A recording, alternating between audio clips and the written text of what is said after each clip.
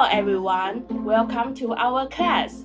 We all have a mobile phone, but do you know where the broke phones go? We may own several phones in our lifetime. Have you ever wondered where the broken phones ends?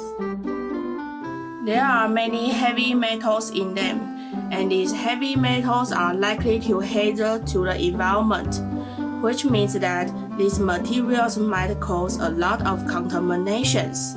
But if these mobile phones are recycled and reused, the result will be quite the opposite.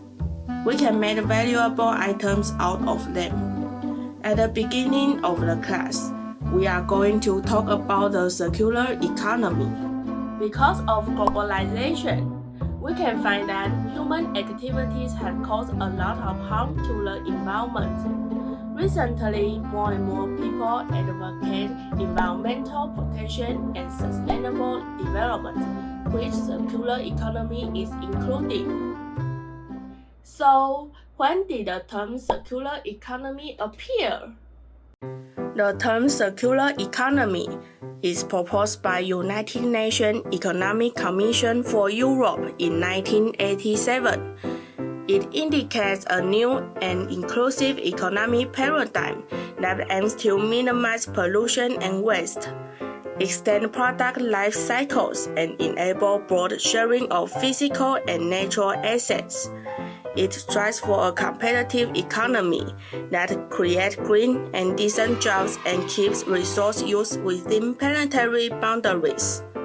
Recognizing the role of circular in promoting sustainability, UNECE's member states have decided that the 69th Commission session of UNECE will be held under the following thematic focus: promoting circular economy and sustainable use of natural resources in the UNECE region. Looking beyond the current take-make waste extractive industrial model, circular economy aims to redefine growth, focusing on positive society-wide benefits. It entails gradually decoupling economic activity from finite resources and decising waste out of the system. Underpinned by a transition to renewable energy sources, the circular model builds economic, natural, and social capital. It is based on three principles. First, design out waste and pollution. Second, keep products and materials in use.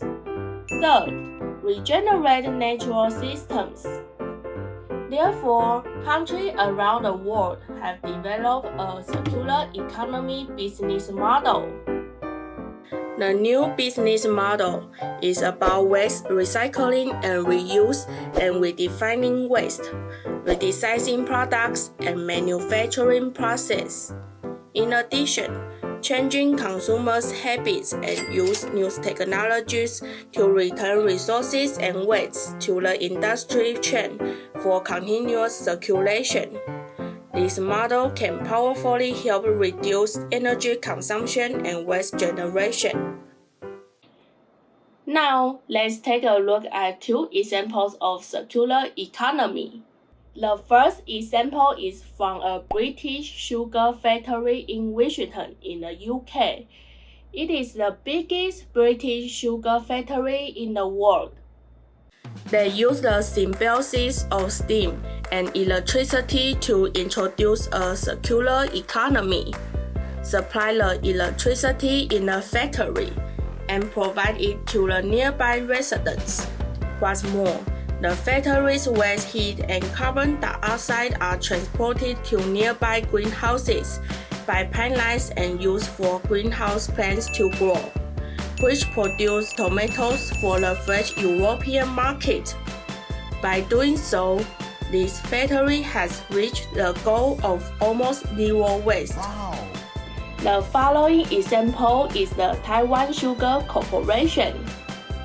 After planting sugarcane and sending it to a sugar factory to make sugar, they burn the sugarcane bag produced by sugarcane to generate electricity. then the energy produced is wholly co-existed in the sugar factory. Besides, the remaining bagasse is made into organic fertilizer used to plant the organic vegetables. Furthermore, Taiwan Sugar Corporation's pig farms also focus on a circular economy, using biogas for power generation, and biogas slurry can make the fields more fertile and save water. At the end of the class, we will talk about Sustainable Development Goals Goal 12, ensure sustainable consumption and production patterns. We can apply the green factory system, promote the cradle-to-cradle design concept, encourage companies to produce green products, establish green standards for products and cleaner production, and actively transform polluting factories to industrial parks. From the examples above, we can see how many ways we could turn energy in more sustainable ways. Finally, by putting efforts into different aspects, we can also fulfill the goal of sustainable development. Now, there is a worksheet. Let's think about the circular economy. There are 4 parts, including objective, reflective, interpretive, and decisional sections. Please follow in the sequence to answer the questions. First, why did UNECE propose the circular economy? Second, how does circular economy change the world? Third, what impressed you the most in the class? Why? Fourth, are there any examples of circular economy around you? Fifth, apart from the examples mentioned in the course, what else can we do in our daily life to fulfill the goal of sustainability? After finishing the sheet, please scan this QR code to submit your opinion.